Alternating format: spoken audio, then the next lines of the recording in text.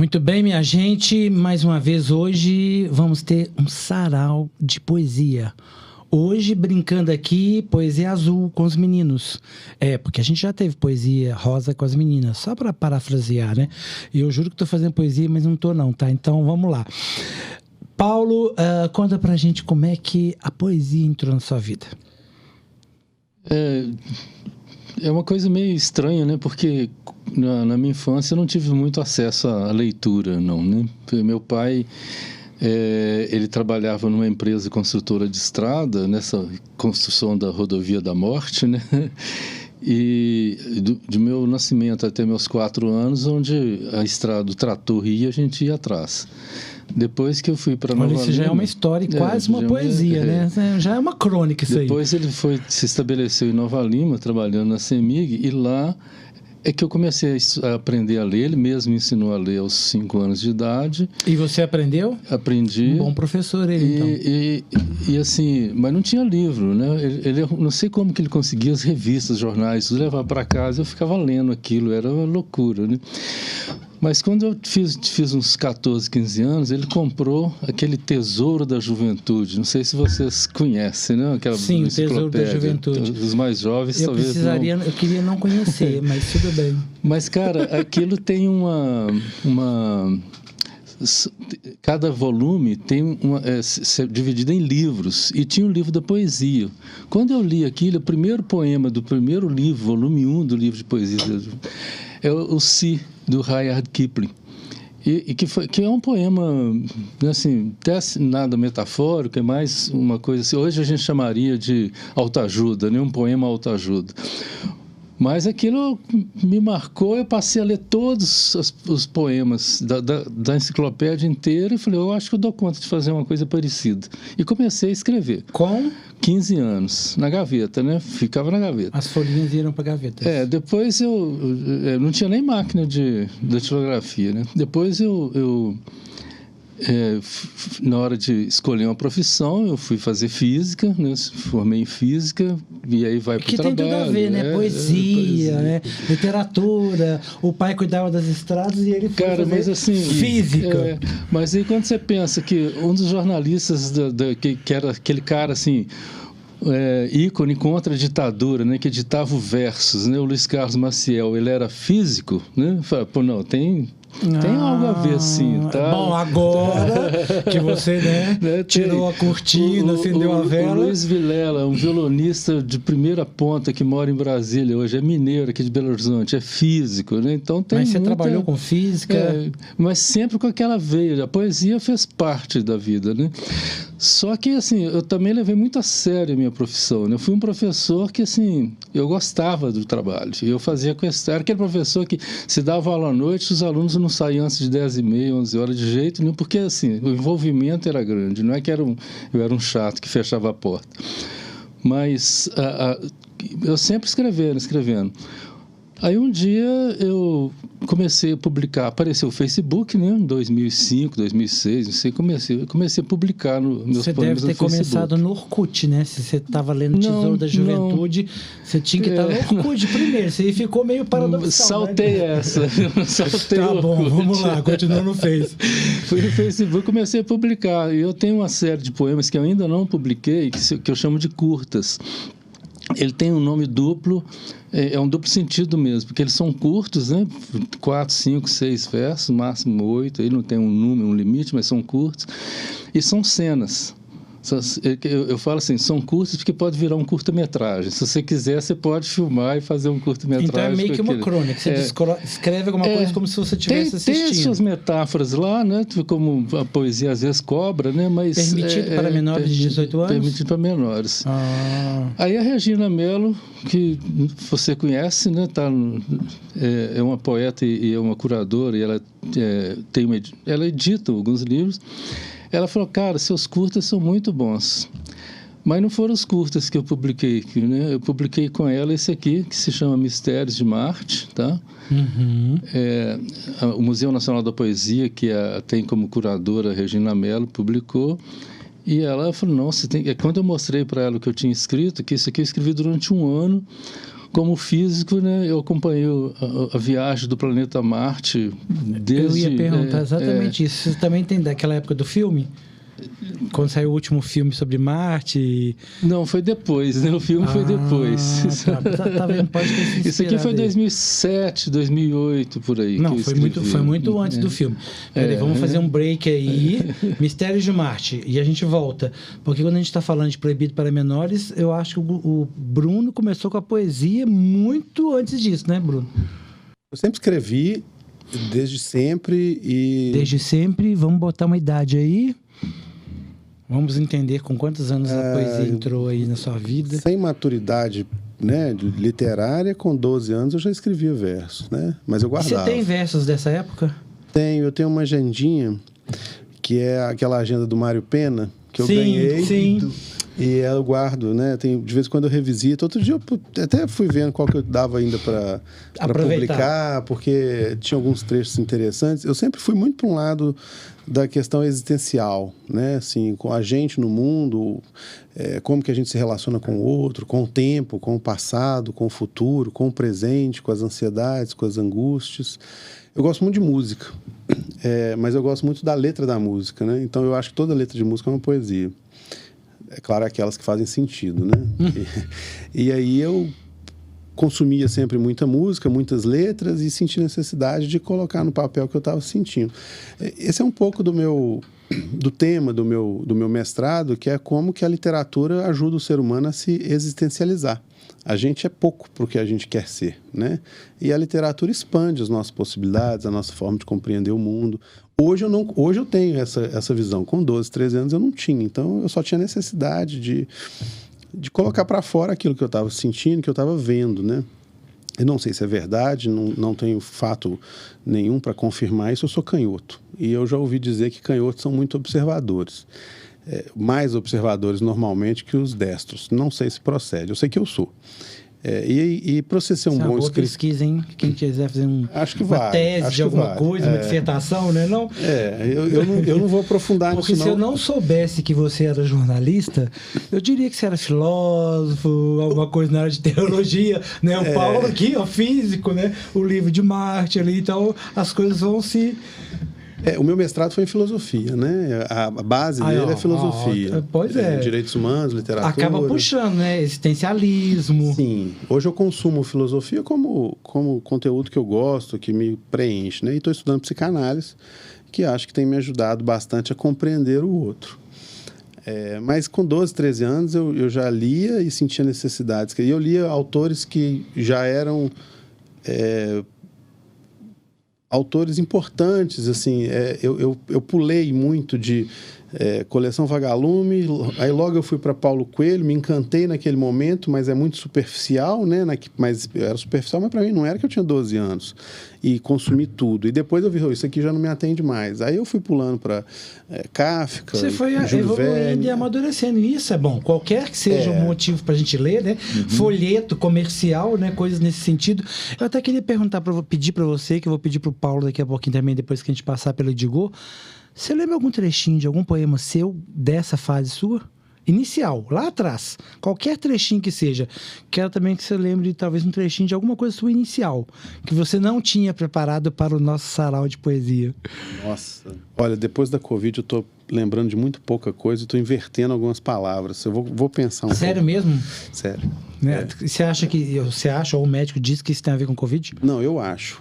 Mas isso é uma percepção sua. A minha memória sempre foi muito boa, mas hoje, por exemplo, assim, de vez em quando eu vou falar a palavra meta, eu falo tema.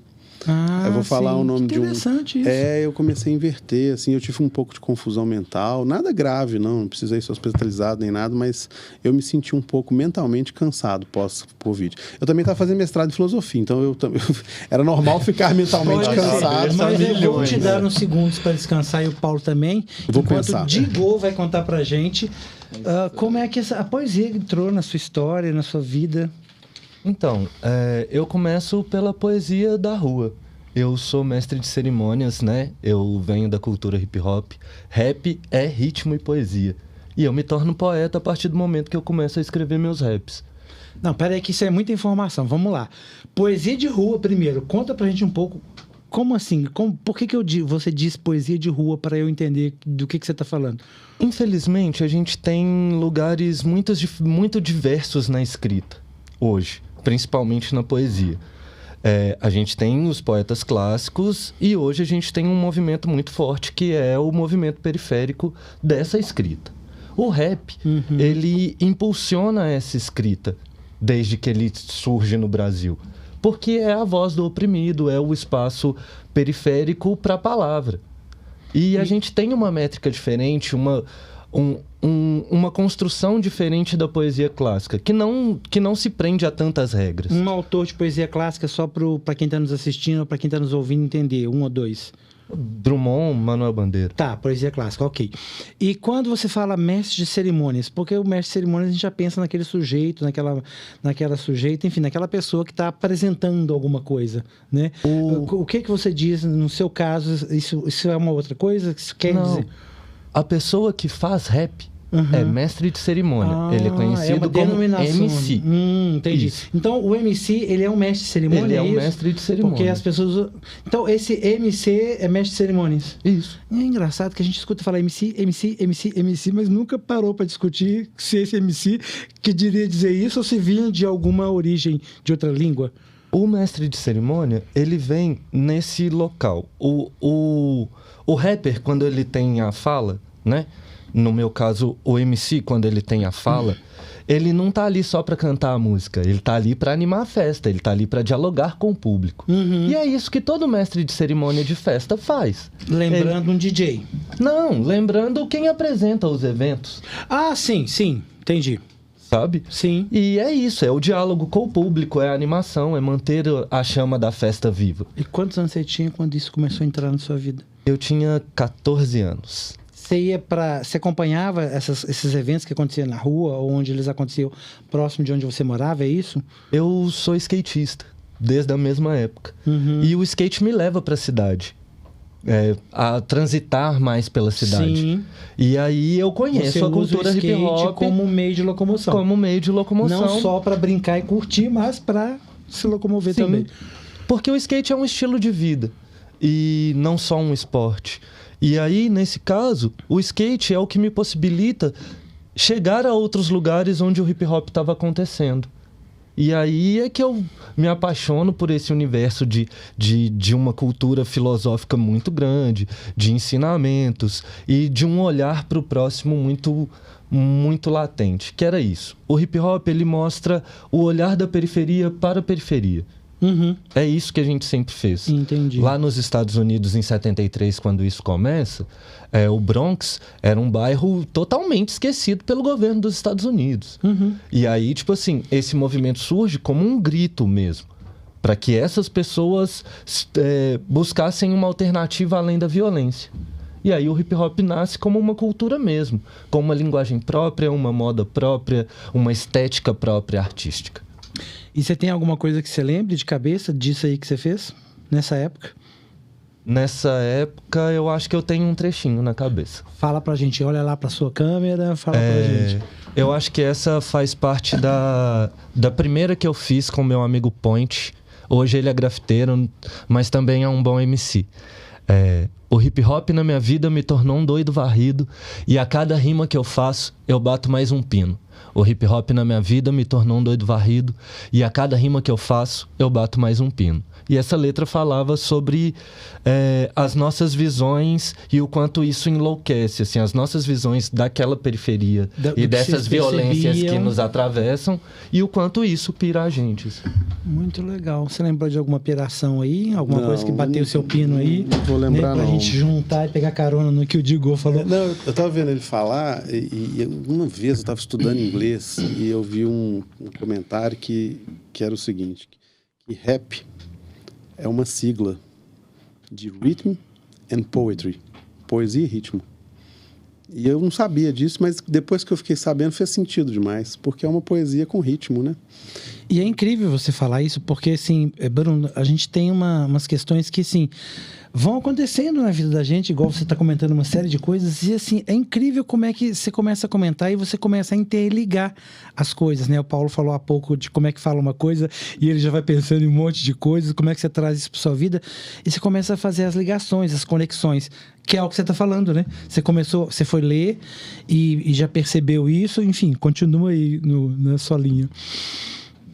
Assim, eu tive fases de poesia, né? Assim, hoje eu tenho 2 romances publicados, né? Era um sonho desde essa época que eu comecei a escrever e eu falei, olha, eu quero colocar para fora esses romances, mas eu quero criar primeiro um universo, né? Eu quero criar um personagem forte, uma história que faça sentido e quero trabalhar. Eu não queria escrever por escrever. E eu acho que a poesia, talvez ela esteja num estágio além do romance, porque você precisa estar num ambiente apropriado, interno, para receber a poesia. Porque a nossa forma de absorver a cultura depende muito do momento que você está vivendo. Você está num momento mais excitado, você vai receber de uma forma. Você está num momento mais triste, aquela poesia talvez faça um sentido com o momento que você está vivendo.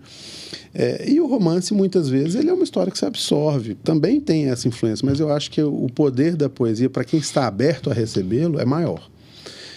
Mas nem sempre eu estive preparado para a poesia. Então, por exemplo, a poesia clássica, eu gostei de mais uma época, né? Drummond, Neruda, né? Assim, mas chegou uma hora também, foi assim, agora eu quero me afastar um pouco de poesia. E entrei no universo, mergulhei no universo de romances e literatura.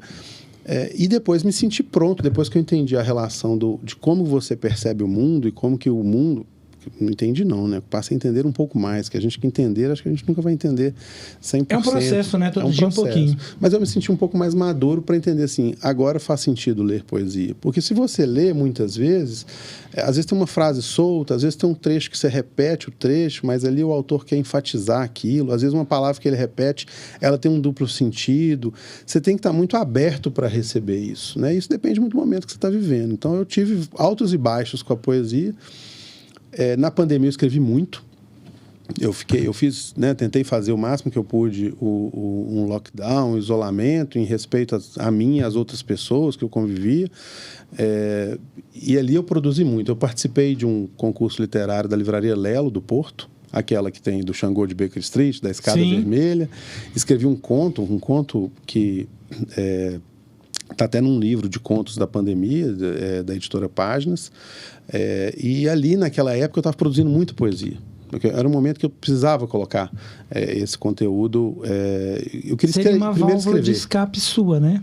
Para essa questão da pandemia. Para tentar entender. Sim, para tentar entender. Nesse sentido.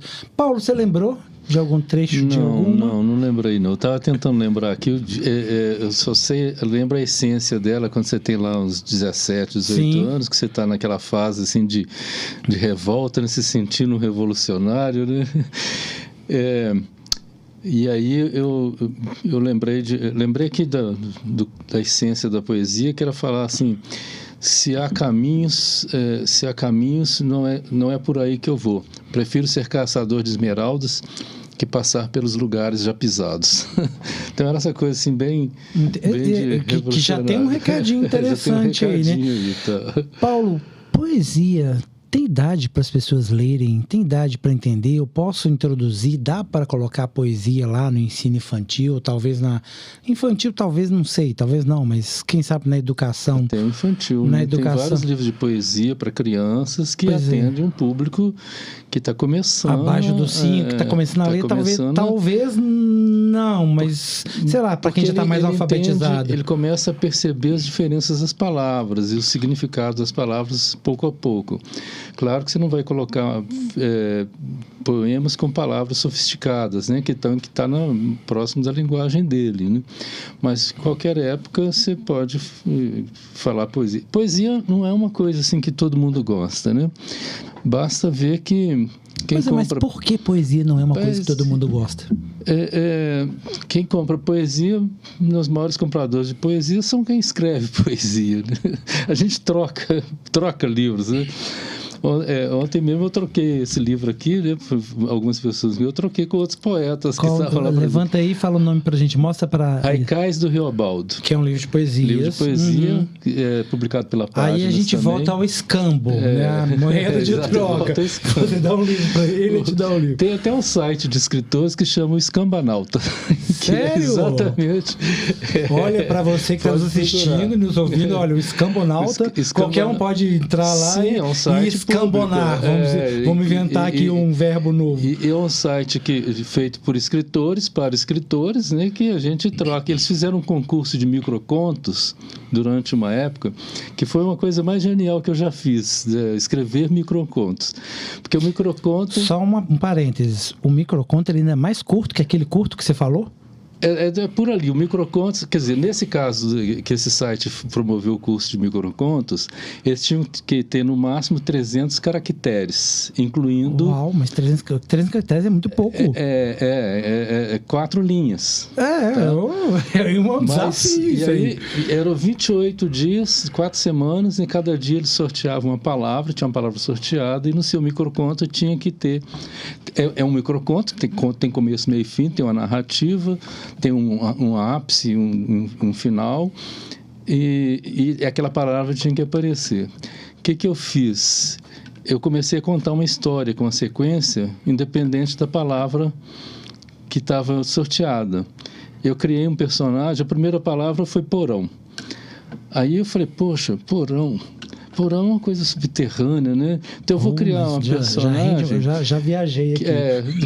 Eu vou criar uma personagem que é uma menina, adolescente, que essa coisa da rebeldia, que para mim foi muito importante na minha vida, né?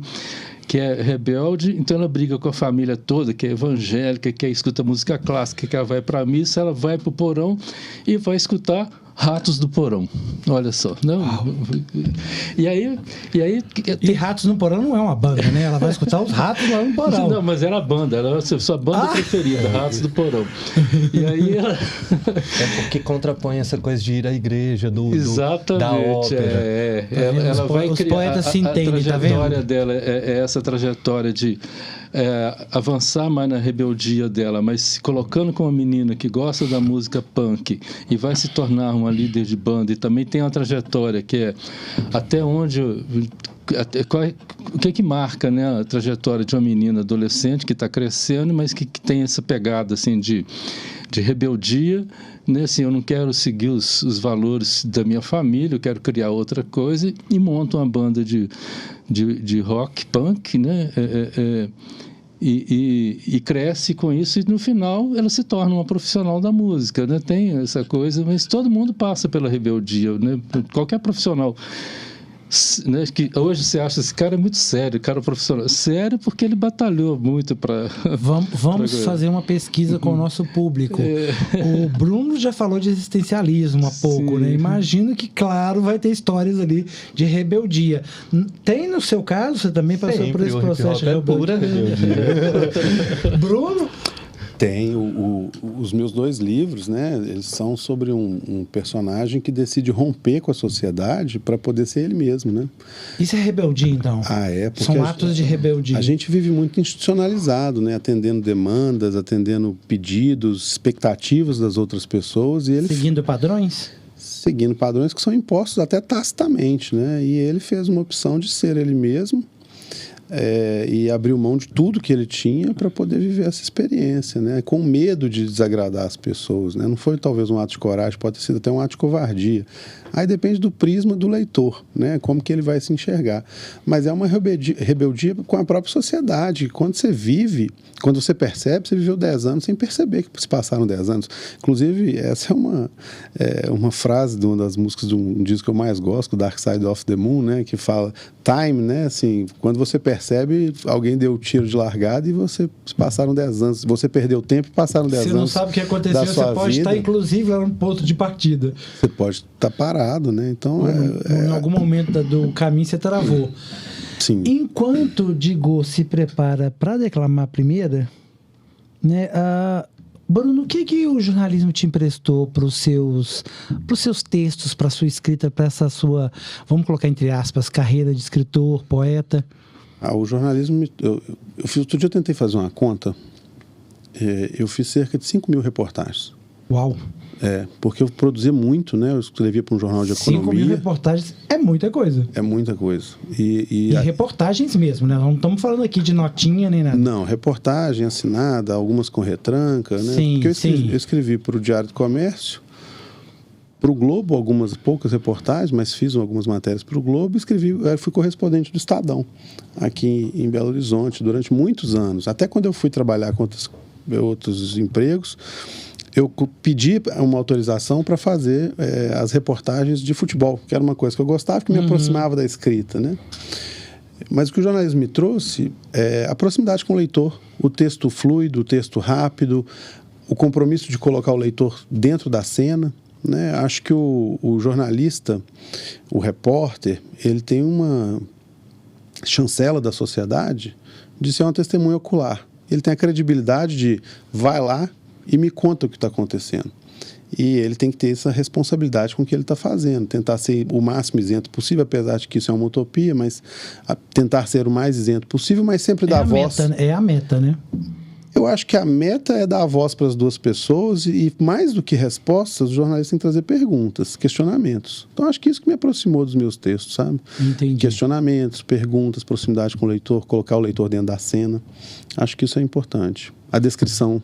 Antes da gente ver o que os outros emprestaram para os seus textos, nós vamos começar agora com a nossa primeira parte do sarau. Diego vai fazer para a gente. Na sequência, Paulo e depois o Bruno. E a gente vai direto, ok? Vamos lá, Diego. Então, com vocês, Diego. Então, continuando nesse tema da rebeldia, essa é a minha mais rebelde no momento. Vou colocar aqui mais na frente que aí eu consigo olhar para lá. Nenhum corpo preto na terra deveria ser cristão. Quando os invasores europeus adentraram os territórios e iniciaram os diálogos com os povos ali existentes, decidiram que a desconstrução da fé era um dos passos mais importantes para uma ocupação efetiva. Era necessário ensinar-lhes a temer o sofrimento eterno chamado inferno e a sonhar com a redenção no céu. Era necessário que entendessem que o Filho de um Deus morreu para salvar a humanidade e que isso era mais importante do que todas as deidades que sempre regeram suas vidas. Fizeram o mesmo com meu povo, enquanto cruzávamos o Atlântico. Destruíram, usurparam, apagaram, demonizaram, desrespeitaram culturas milenares. E, na boa, acho que perdemos um tempo enorme discutindo a cor da pele de Jesus. Na real, foda-se. Infelizmente, os próprios cristãos transformaram Jesus historicamente em um símbolo de violência e opressão. Que morram todas as divindades secretizadas e que elas renasçam com seus nomes e lugares de direito na história. Construímos seus templos enquanto nossa fé era apagada. Alguns tentarão justificar, mas com isso só provarão a síndrome de Estocolmo na qual vivemos. Sobre a rebeldia, uma vez eu escrevi um poemazinho curtinho falando assim, minha admiração por meu pai veio bem depois, quando eu descobri que ele teve filhos revolucionários, eu não. E o livro que eu estava falando vai se chamar Delírios da Ritinha. Ritinha é a personagem que começa lá ouvindo Ratos do Porão e vira dona o concurso já virou outra coisa. Virou outra coisa. Esse livro aqui, Haikais do Riobaldo, eu publiquei esse ano, lancei na Bienal do livro. Foi publicado não pela minha editora, mas pela Páginas, por questões estratégicas. E primeiro, assim, o haikai, né? Se alguém não conhece a palavra, são poemas de 3 versos que seguem uma métrica que é de 5, 7, 5 sílabas. São sílabas que a gente chama de sílabas poéticas, porque às vezes se junta vogais para ser uma fala só, né?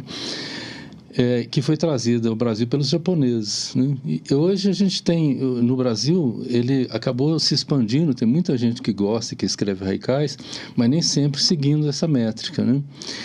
E esse livro aqui, quando eu estava fazendo mais uma leitura do Grande Sertão Veredas, eu achei as falas do Riobaldo, do personagem, muito poéticas. Mesmo quando ele fala do medo, dos demônios dele, né, da guerra que ele trava, ele tem falas muito poéticas, porque ele vive um amor intenso por 3 mulheres em momentos diferentes dentro da trajetória dele, né? Então eu comecei a reescrever essas falas poéticas em forma de haikais, seguindo essa métrica, né?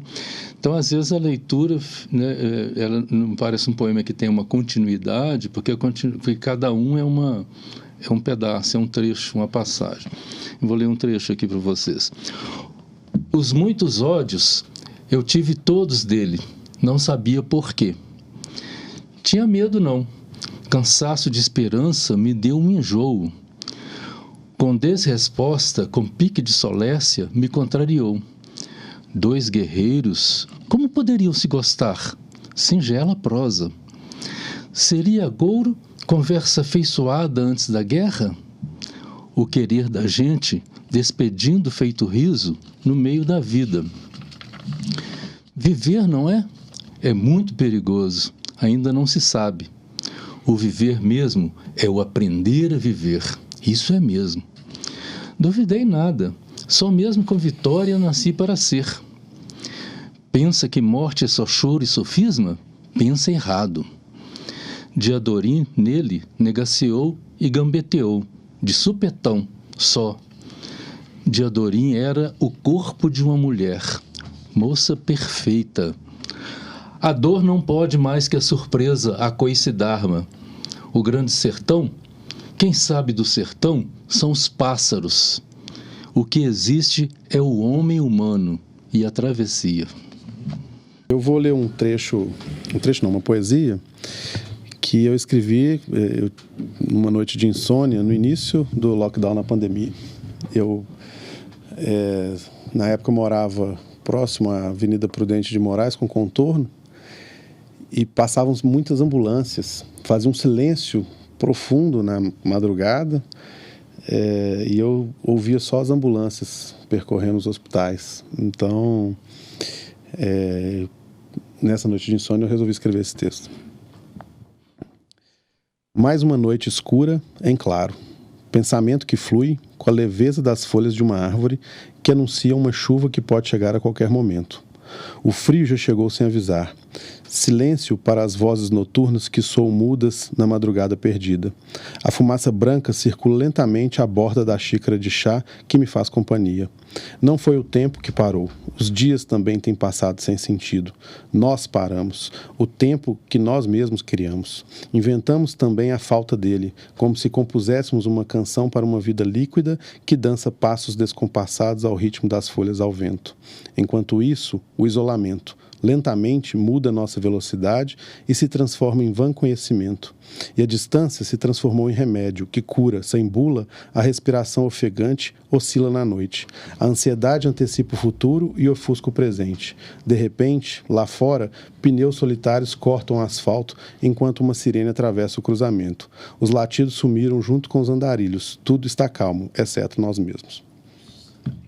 É incrível, né? Eu fico ouvindo vocês falando e a gente percebe que, primeiro, né, o tom muda, não é só uma interpretação, né? Vocês estão relembrando o que veio quando aquilo foi escrito e o que está ali. E como que, assim, a linha de cada um, a pegada de cada um e as poesias, elas são diferentes, os textos são diferentes. E isso é poema, né? Isso é isso que mexe com a gente. E eu queria perguntar pro Diego, é inspiração, é rebeldia, é vontade de dizer para o outro aquele que eu não tenho vontade de chegar lá e dizer na cara? O que é a poesia quando você está escrevendo? É o que não dá para engolir, entende? É grande demais pra gente engolir seco e passar batido. É só o que está entalado, então, o que te incomoda? Ou é a vontade de mexer com o outro, de levar alguma coisa? É a vontade de mexer com o outro, sim, mas normalmente é a visão do que está entalado. Porque é isso, todos os corpos se atravessam o tempo todo.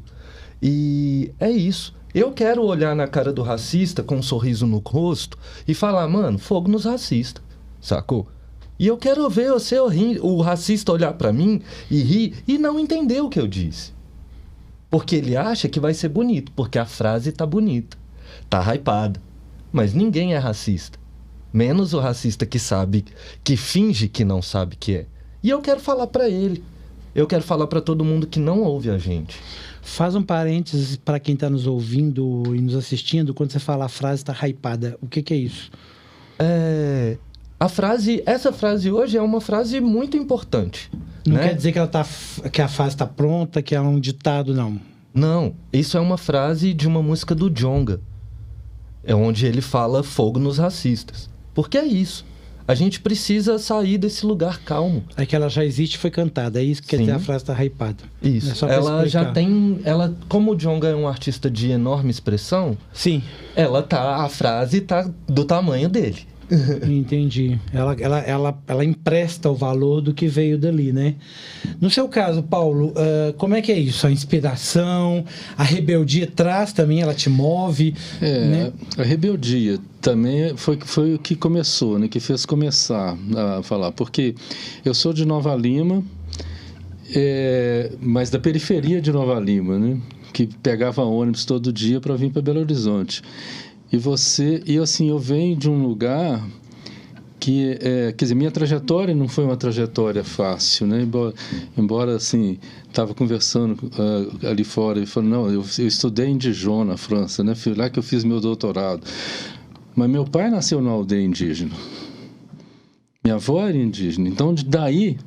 Né? Olha a trajetória que tem. Existe uma linha de povos originários na sua vida, né? Olha a trajetória que tem atrás de uma pessoa que você está aqui conversando e fala, porque você é simpático, você é bonachão. Eu sou sempre sorridente, né? Eu falo assim, quando a coisa começa a pegar, a tristeza começa a pegar, olha para cima, cara. Não tem como você olhar para cima e fazer cara feia, não. E não é uma questão de religião, não. É uma questão de postura, tá? Então, assim, em Nova Lima, eu fui estudar numa escola privada e assim, mas eu era o cara que morava lá na Mata do Jambreiro, lá em cima, pé grande... Né? Porque o pé cresce primeiro que o corpo, cabeçudo, cabeça é grande, mas eu ganhava as melhores notas.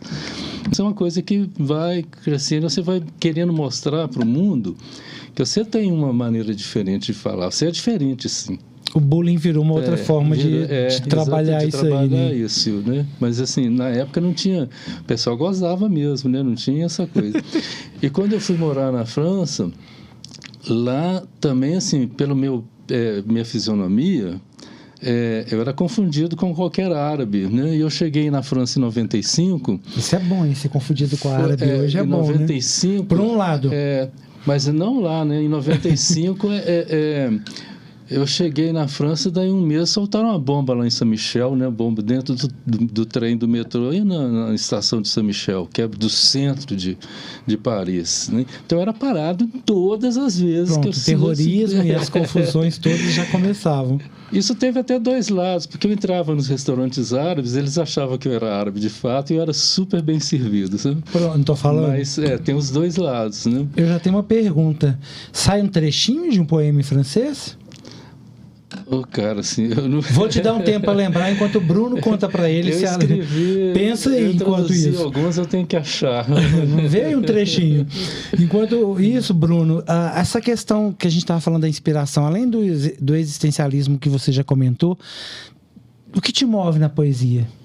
O que te leva para os textos, para as palavras? Acho que estender um pouco a nossa percepção sobre a realidade. Sabe, acho que... E tem uma questão muito que o Diego estava falando, que eu nunca vou entender, mas eu posso respeitar, concordar e defender, que é o poder de fala.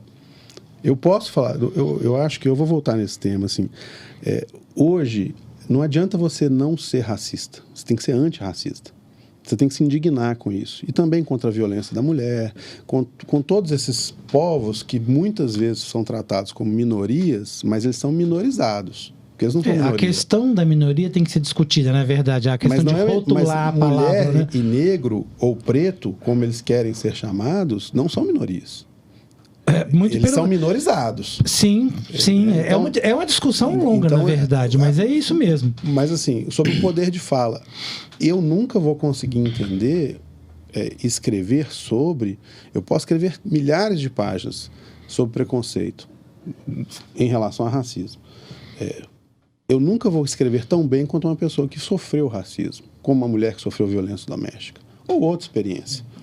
Então, quando você tem poder de estar naquele local e você fala, um homem nunca vai poder ser feminista. Ele pode apoiar o feminismo.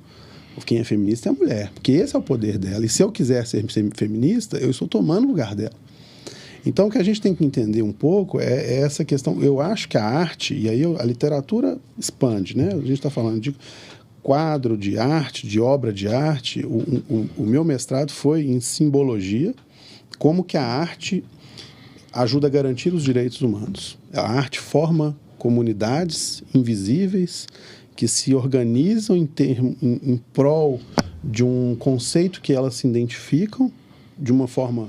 Vou usar um termo aqui, rizomático. Rizoma é a raiz da batata, né? Aquele caule que vai formando sem algum tipo de ordenamento, mas a arte junta esse símbolo, ela é um símbolo, ela junta essa comunidade e defende e garante os direitos humanos. Aí eu cito vários exemplos, né? E um deles é um que virou filme, que é o Hurricane, que é a música do Bob Dylan, que prenderam um homem por ser negro durante quase 20 anos, né, sem provas, o que é uma aberração jurídica. Eu sou advogado, né, então o mestrado ele leva um pouco também para a questão da sociologia jurídica.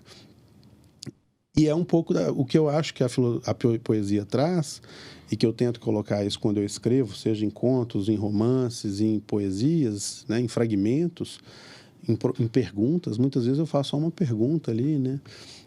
É esse poder de fala que eu não tenho, mas que eu quero provocar e que eu quero fazer, ou que eu tenho e quero mostrar que eu tenho para as pessoas, para que elas entendam ou se sensibilizem. Então, eu acho que ela ajuda a expandir a nossa relação com o outro. Seja por meio de um rap, de um hip hop, de uma poesia clássica. A minha eu tento ser o máximo coloquial possível, porque eu venho do jornalismo, então o meu autor preferido... Entra um pouco a objetividade, essa questão do ser mais simples, mais leigo. Eu tenho medo pro caminho que a gente está indo, que é o caminho da superficialidade. Hoje a gente não quer ler livro longo mais, a gente não quer se aprofundar mais, um texto extenso, é um texto que muitas vezes não atende, não atrai as pessoas. Hoje, muitas vezes, a gente, como jornalista, você também assim, as pessoas leem a manchete, leiam o título e não leem o resto da reportagem, e eu não vou nem falar de fake news, mas então, assim, é uma questão que é superficial. Então, eu tento ser muito coloquial para atrair as pessoas, para que elas, né, busquem. E também por uma questão de capacidade. Eu não sei se eu teria esse poder de estar no lugar de uma poesia clássica. Acho que não combina mais comigo. Eu já gostei muito do que era clássico. Hoje eu gosto do cotidiano. Até por uma questão filosófica mesmo. Eu acho que o céu é o real, é o que a gente vive aqui. Eu não quero uma promessa mais para depois que eu morrer. Eu quero viver a minha vida aqui. E aqui é real. Então, eu quero falar com uma linguagem que é real para as pessoas. Mas é estilo, cada um tem o seu, e o importante é respeitar e consumir de tudo, para você também poder saber o que você gosta, o que você não gosta. Vamos ver então esse estilo francês. Eu tenho um poema aqui que eu achei, só tem um trecho pequeno. Vamos lá, um trechinho pra gente. Em francês. Chama-se Num Café de Paris. Num café de Paris, uma atriz brinca com a fumaça de cigarro. Eu a havia visto no palco, branca e ruiva, como alguém que eu conheço. Ela fazia bolhas de fumaça, com graça, com raça, e nem disfarça quando me aproximo, com meu olhar latino, e a convido para dançar uma salsa que tocava no ambiente. Ela disse, oui, viens mon garçon, monte-moi ton ballet. Eu juro que flanei na fumaça que subia distraída. Bastante... É cena, né? Mas é uma coisa bastante interessante da forma como ela foi construída e depois como é que ela mesma interage no processo, né? Eu queria perguntar pro Bruno, que depois vai começar pra gente a segunda e última rodada do Sarau, e aí enquanto os outros estão né, respondendo, você já vai se organizando, porque aí o Bruno vai na sequência de Go e depois o Paulo. Bruno, para as pessoas lerem mais poesia ou para as pessoas se interessarem mais, O que você recomendaria? Quais são suas dicas? Comecem. Acho que leitura é um hábito que se cria. Eu acho que a gente precisa consumir até você achar aquilo que você gosta. Não adianta você pegar um texto que você não gosta, que você não vai ter familiaridade. Você precisa ser íntimo do texto. Você precisa ser curioso para o texto, né? Então, mas comece. Assim, eu costumo falar muito, principalmente para romance, né? Que é onde que eu me enveredei mais. Pega um livro e lê até a página 50. Se ele te pescar, você continua. Se você achar que não está legal, para e pega outro. O importante é estar lendo. Eu não termino livro ruim, não. Eu insisto, né? Mas eu leio 4, 5 livros ao mesmo tempo, vai de acordo com o humor. Hoje eu quero terminar de ler esse, hoje eu vou dar mais uma lida. Sempre um de jornalismo literário, um clássico, um mais leve, um de filosofia que eu estou sempre lendo. Aí depende muito da cabeça. Tem dia que eu começo a ler e falo, não estou com cabeça para ler isso. Mas eu acho importante ler. Né? Ler algumas páginas antes de dormir ajuda também a pegar no sono, ajuda a refletir quando você quer ter uma saída, uma ideia. O importante é estar em movimento. Acho que o importante é estar consumindo. E para quem não gosta, o convite que eu faço é assim, você passa a ter uma vida mais rica. Quando você consome poesia, literatura, romance, sua vida passa a ser mais rica. A sua forma de interpretar o mundo, ela passa a ser mais rica. Pode ser até uma forma mais, por exemplo, no meu caso, que leio muito filosofia, pode ser uma forma até mais crítica, mas é uma forma mais rica. É uma forma de questionamento, é uma forma que você pensa, poxa, não é tão assim. E agora eu entrei para o lado da psicanálise e aí eu expandi, assim, e eu estou adorando, porque às vezes eu olho assim, gente, eu entraria nisso de cabeça, vou dar um passo para trás e vou esperar. Saramago fala isso num conto dele, né? No conto da ilha, né? Que ele fala assim, para você se enxergar a ilha, você precisa sair da ilha, né? E é isso, né? Assim, para você vai consumindo a poesia, vai consumindo a literatura, um dia, quando você percebe, sua percepção é mais rica. Cai a ficha e fala assim, poxa, mas eu já li sobre isso. Assim, eu estava em Paris agora, tirei umas férias e fui para lá. Eu estou escrevendo meu 3º livro. Que vai se passar em Londres e Paris. Eu fui nessas 2 cidades para viver, não fui para escrever. Agora que eu vou sentar e vou escrever.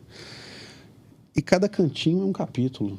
Né? Eu sentei um dia num café, sentei para comer uma pizza. Já é uma loucura, né? Quando você menos assusta, sua mente já estava... Aí você está pescando detalhes, né? Sim. Aí tinham 2 casais. Um casal parecia ser um casal de mais longa data, que estavam ali na intimidade de quem se conhece há 10, 20 anos e conversando.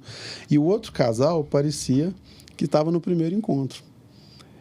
E aí estava tocando Stevie Wonder no final, ao fundo, né? Então, assim, são percepções que eu fui pegando ali. Aquilo, com certeza, de alguma forma, vai entrar no livro. Não precisa ser agora, não precisa ser daquele jeito, mas são momentos fantásticos. E que, quando você externaliza isso em livro, seja escrevendo ou consumindo, isso vai te enriquecer de alguma forma. Sim. Acho que é isso. Enquanto você já está se organizando aí, Diego, e você nesse processo? Eu concordo com ele. Eu acho que começa por abrir o livro. E começa por aquilo que você vê visualmente mesmo. Pega um fininho, não pega um grossão, não. Pega um fininho, folheia, vê se te agrada. E vai seguindo. Sei lá, eu comecei a ler porque eu sou da época ainda do CD. Eu tenho essa carinha de novinho, mas eu já tenho quase 40. E eu sou da época do CD. Pô, mas legal. Não é da época do Tesouro da Juventude. A gente ficou até triste, né, Paulo? Não, eu sou geração vagalume. É isso. Eu também sou geração vagalume, tá? As pessoas não acreditam, mas eu já fiz 70, cara. Então... E aí você vai ter que dar essa receita pra gente no final, nos bastidores. E aí, nessa época, pra aprender as músicas que eu gostava, a gente lia os encartes. E, tipo assim, isso aí foi me dando potência pra eu falar, mano, se o cara, que é meu ídolo, fez o corre dele, tipo assim, correu atrás o máximo que ele pôde e me inspirou aqui, eu posso fazer o meu também. E aí eu também posso escrever. E pra escrever bem, eu tenho que ler bem. E aí eu fui pra biblioteca, porque é isso.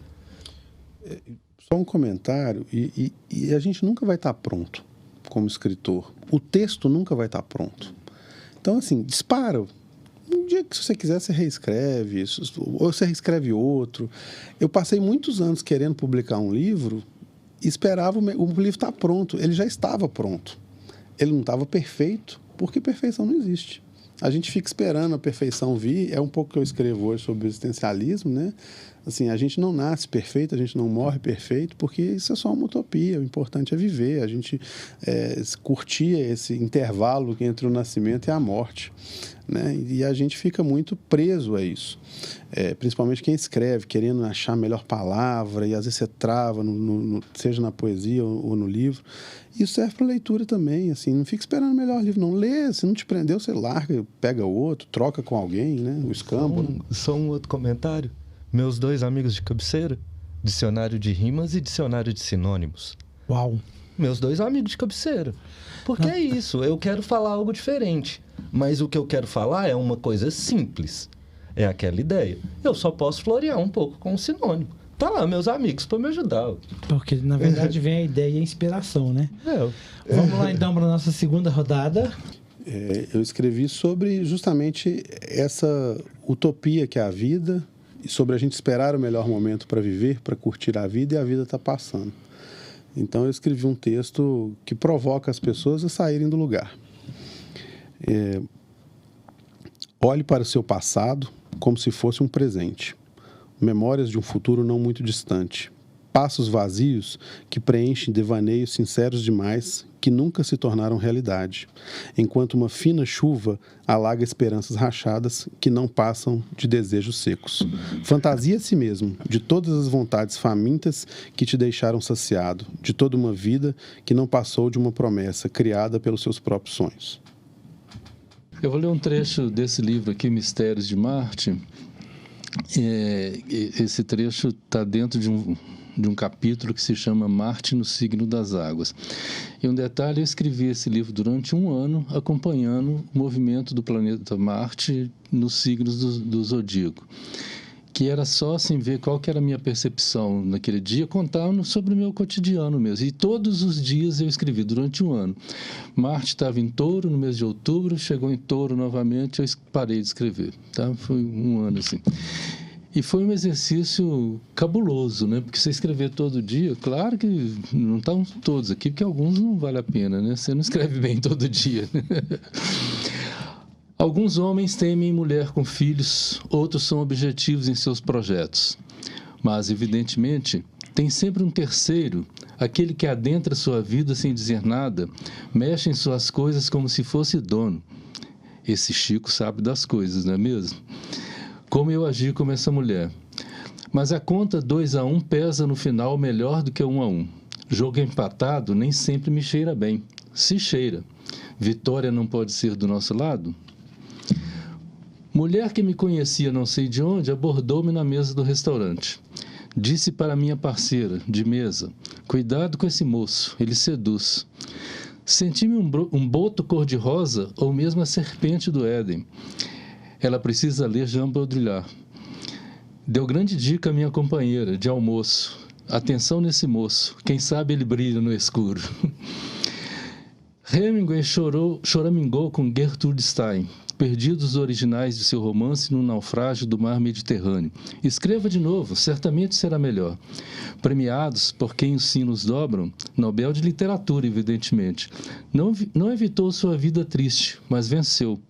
Gostaria de conhecer Picasso e Modigliani, Hemingway, James Joyce e outros talentos tantos reunidos em Paris em 1910, apenas um século no passado. Minto quando escondo minhas paixões ou minto escondendo insatisfações? Ser sempre sincero é muito difícil. Tem verdades que não podem ser ditas. Perdemos a generosidade própria do amor, amar, requerer e saber se enganar por sempre querer a volta do que perdemos. Ofereço-lhe tudo que não tenho, que você não quer e não me pede. Amar, às vezes, é não ter nada a dizer. Esse outro versinho que eu tenho que falar também. Curto o encantamento simbiótico, entre aspas. Também sou mutante, Arnaldo. Talvez um pouco menos psicodélico. Nunca dei conta de usar drogas. Camaleões modernos deixam o boi passar e não os encaram como cururus. Enquanto a água passar sobre a ponte, permaneça em meu posto de observação, curtindo redemoinhos da correnteza, pensando no mar recebendo essas águas. Queria fazer um comentário sobre o que você falou há pouco tempo.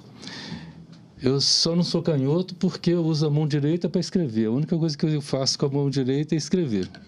Eu não sei se eu fui forçado, acho que não, mas foi natural, mas o resto eu faço. Se você me julgar alguma coisa, eu vou pegar com a esquerda.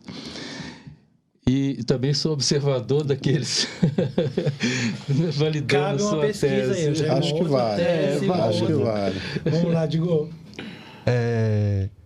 A gente sempre fala da crítica, né, do lugar. O rap tem muito esse lugar da crítica, mas a gente também fala de coisas divertidas. E eu vou contar uma história divertida. Ela cresceu e descobriu que o príncipe não ia vir, mas também não fazia ideia de onde tinha que ir. Então se entregou ao mundo e foi experimentar, para entender essas nuances de se encontrar um par. Mas no início, tudo foi tradicional. Um romance ardente embalado por um conflito racial. Mas como tudo acaba, essa história terminou e após 1 ano e meio que a febre se acalmou. Mas o trabalho, por um tempo, foi sua companhia besta. Trampo-casa, casa-trampo e uma cerveja na cesta, onde conheceu o Alex. O cara que era safo e grudento que nem durex, que abriu sua cabeça pro nível de sua tara, disse que curtiam as minas, mas também pegava uns cara, e o flerte ganhou forma. Às vezes 3, às vezes 2, mas isso não era norma. E aquilo foi bom pelo tempo que durou. Só ela que sabe os perrengues que passou, eles foram pra fora, ela ficou sozinha, de volta à cesta e o bar, o flyer de uma festinha. De bobeira, colou lá, viu alguém pra conversar, deu mole por um momento, outro relacionamento. E achava que era feliz, até que ele pediu outra. Meia luz, já sem roupa, outra boca. Algo ali despertara e o desejo era dela. Queria outra mulher beijando sua boca magrela. Então notou que o príncipe veio em forma de donzela e seus corpos se entrelaçaram como cenas de novela. Checkmate no príncipe que reinava nessa cama. Sai pra lá, não enche o saco, que essa noite o jogo é damas. Muito bom. Ótimo. Bom, depois do jogo das damas, vamos aqui pro nosso encerramento, fechando com uma pergunta para vocês. O que a poesia deu para cada um de vocês? Quer começar, Paulo? Sim, eu acho que salvação, cara. A poesia salva suas dores, né? Seus momentos de tristeza.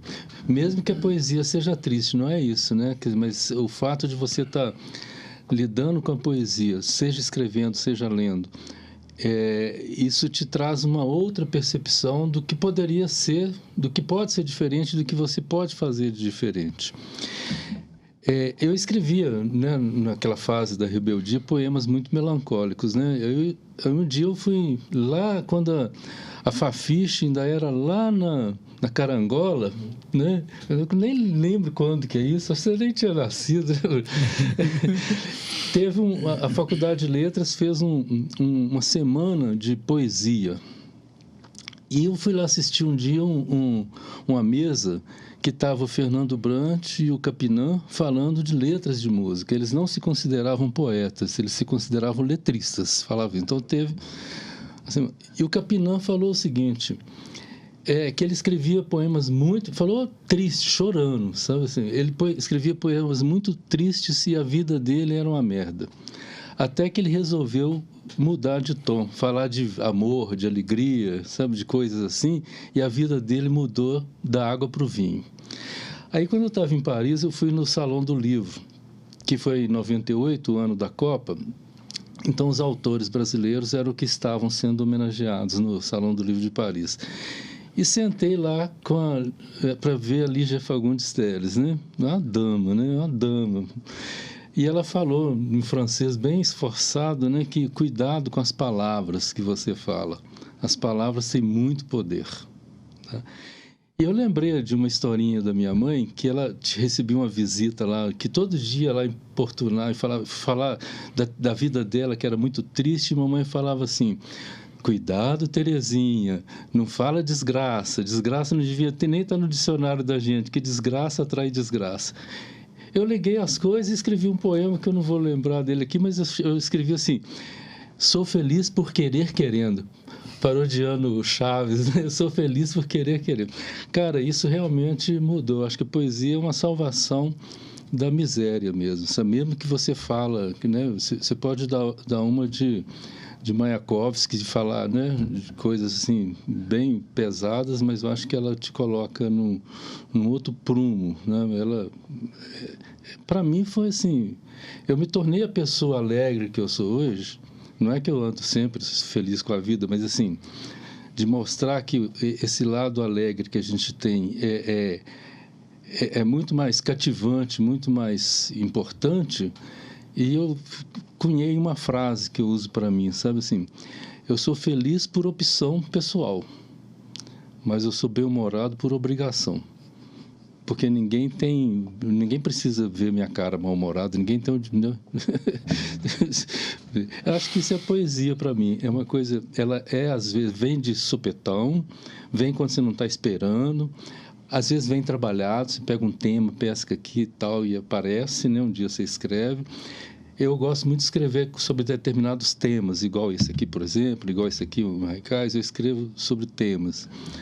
Esses temas são pensados, são trabalhados, mas de vez em quando vem uma coisa que brota assim, e ela me ajuda a viver mesmo, sabe assim, porque você vai ler um poeta, ver as coisas que o Drummond fala, ver que o Manuel de Barros fala, né, o Tiago de Mello, e outros, né, de fora também, né, outros estrangeiros, o Borges fala de física quântica, cara, em poesia, olha só, eu sou físico, isso para mim e não é aquela coisa cretina da física, a quântica até cura pessoas, não tem nada disso não, mas ele fala de física quântica, né, e falando da sincronicidade entre tempo e espaço, que é a coisa que a física quântica estuda, né? Que está lá na raiz da física. Então, isso assim, você vê coisas... Eu acho que a poesia antecipa situações da vida das pessoas. Ela prevê, tem uma capacidade de previsão. Se saiu Borges fala isso. Se saiu na poesia... vai acontecer, possivelmente. É só deixa, né? Saiu, virou notícia, não sei o que, virou manchete. Eu acho que... Mas ele pode pensar diferente. Para mim, a poesia eterniza os momentos. Eu pesco uma poesia num dia que eu estou na janela com insônia, tomando uma xícara de chá, vendo uma ambulância no meio de um lockdown de pandemia. Separei um trechinho pequenininho aqui de um momento, um dia delicioso, assim, eu estava num dia super difícil no trabalho e falei, vou tomar um café.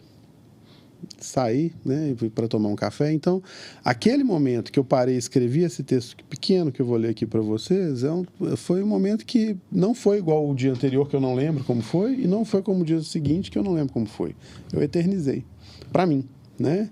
E para quem consome, eterniza de outra forma. A pessoa está ali, foi o momento que ela parou e leu o livro. Ou ela cresceu naquele dia, absorvendo aquele sentimento. Né?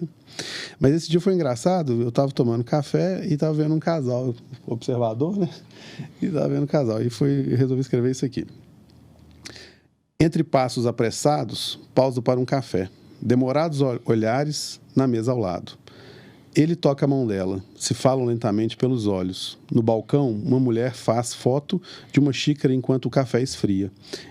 Entra um homem e pergunta se esqueceu as chaves aqui. Os dedos se entrelaçam e eles não se envolvem com o que acontece ao redor. Ela mostra para ele algo no celular. Os dois sorriem, parece que fala sobre um assunto já iniciado. Na porta, um cão amarelo respira ofegante, enquanto descansa na calçada. Eles se levantam e ela se oferece para pagar. Ele não deixa, mas ela insiste e ele não resiste. Ela deixa a senha e ele deixa as digitais nos longos cabelos castanhos dela. Saem abraçados nesta véspera de feriado. O garçom recolhe os copos e limpa a mesa que não é mais deles. No som do café, Sting antes cantava Roxanne. Agora Michael Jackson canta Love Never Felt So Good. Então, esse momento foi um dia difícil no trabalho, um namorinho começando ali na mesa ao lado, 2 grandes músicas, eternizou para mim. É uma poesia, uma crônica, né? Digo, o que eterniza para você, na verdade, né? O que a poesia te deu? A poesia me deu voz, literalmente, deu voz para mim e para todo mundo que eu acredito, para todo mundo da poesia que eu defendo. É isso, foi o espaço, o grito, a vez, e um espaço que se construiu a partir da palavra, não só a partir das violências que nos afetam, sabe? Tipo assim, é construído também na palavra do afeto, na palavra do carinho, na palavra do amor, mas também é na palavra da contestação. E é isso. Eu acho que, no fim das contas, o que a poesia me deu foi voz. O programa de hoje ele deu voz para várias pessoas. Ele eternizou momentos, ele mostrou a rebeldia e ele mostrou que a poesia cabe sim na sua vida. Dê uma oportunidade para a poesia entrar na sua vida. Começa com um folheto, faz uma pesquisa na internet, vê um tema que você gosta mais e a partir daí você vai encontrar, entre aspas, a sua tribo, o tipo de poesia que te atende, o que você vai curtir mais. Então, dê uma oportunidade para a poesia entrar na sua vida.